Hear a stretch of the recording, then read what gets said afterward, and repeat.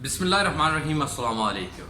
मेरा नाम इफ्तिखार अहमद है। मैं दिवास से मुखातिब हूँ आप लोगों से। उम्मीद करता हूँ आप सब लोग ठीक होंगे, खैरियत से होंगे। पाकिस्तान की सियासत और तुरुल हाजी और उस्मान हाजी बहुत इंटरेस्टिंग ड्रामा है, लेकिन हमारे मुल्क के साथ कि कैसे मैच करता है मैं आपको ये थोड़ा सा समझाना चाहता हूँ। दोस्तों, तुरुल हाजी पाकिस्तान के तकरीबन हर फर्द ने देखा होगा। ऐसा शायद ही कोई बंदा होगा जिसने तुरुल हाजी नहीं देखा। और तुरुल हाजी की कहानी दो चीज़ों के राउंड घूमती है। सबसे पहली चीज़ ये है कि एक मर्द मुजाहिद अल्लाह ताला का नाम लेता है और कुफर के खिलाफ नारा तकबीर बुलंद करता है। उसके साथ कई मुजाहिद इकट्ठे हो जाते हैं। उसकी दिन रात की मेहनत और कुर्बानियों और जद्दोजहद का नतीजा ये निकलता है कि वो सुल्तानत उस्मानिया बना डालते हैं। दोस्तों, तुरुल हाजी में एक चीज़ तो वाज़िया नज़र आती है कि कुफार दुश्मन है, उसके खिलाफ लड़ना है और हमने जिहाद करना है, अपनी अवाम और उम्मत मुसलमान को एक छत देनी है जहाँ पे वो अपनी बाइज्जत जिंदगी गुजार सके। दोस्तों, इसी के बीच में एक और कहानी पैदा होती है। दोस्तों, तुरुल हाजी की दूसरी साइड ये है, कहानी के बीच में दूसरे दुश्मन भी दिखाए जाते हैं जो आपके बीच में होते हैं, यानी कि मुल्क के खरदार।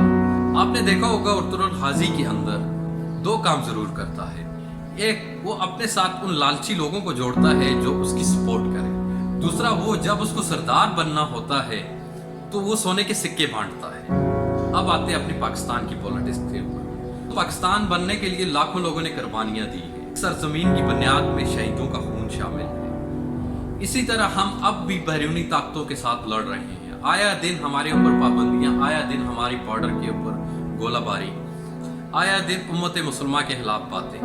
यह आ गया तुरुल हाजी और उस्मान हाजी का पहला पहलू और इस्लाम की बुनियाद। अब आते हैं मुल्क की सियासत की तरफ, उस्मान हाजी और तुरुल हाजी में दिखाए जाने वाले किरदारों की तरफ। दोस्तों, हमारे मुल्क के अंदर सियासत का एक तवील बहरान है। सियासत का बहरान ना कहें इसको ये कहें कि सरबराहों और अच्छे लीडरों का बहरान है, क्योंकि अब तक हमें इस्लाम के नाम से जो मिले हैं धोखेबाज फ्रॉडिया मिले हैं। उन्होंने अपनी बैंकें भरी हैं, लोगों का कत्लेआम हुआ है, मदरसे तबाह हुए, कबायली इलाके तबाह हुए, किसी के सर पे जू तक नहीं रही।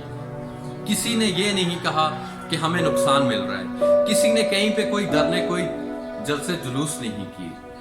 अगर हम चलते वक्त में पाकिस्तान को देखें तो हमें वाज़िया एक तस्वीर नजर आती है।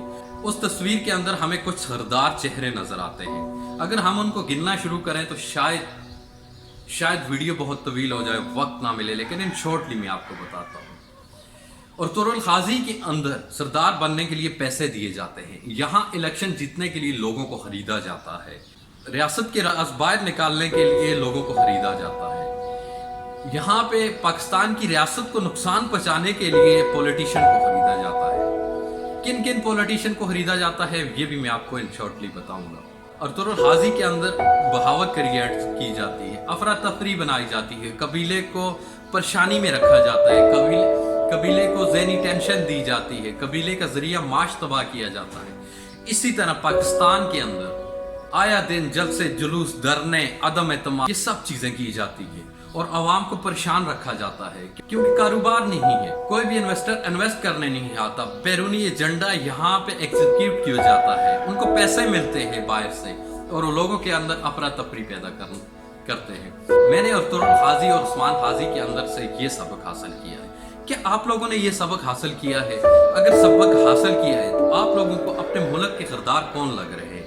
मुझे जो लग रहे हैं, अब वक्त आ गया कि मैं आप लोगों को बताऊं। हमारे नाम नहाद मौलाना साहब मुल्क के किरदार हैं, क्योंकि ये मुल्क को बेचैनी में डालते हैं, ये मुल्क के अंदर अफरा तफरी पैदा करते हैं। हमारे मुल्क के अंदर नून लीग ये वोट लेते वक्त बंदों को खरीदते हैं। हमारे मुल्क के अंदर हमारे शहरियों में खौफ व हिरासा पैदा करने के पीछे पीपल्स पार्टी है।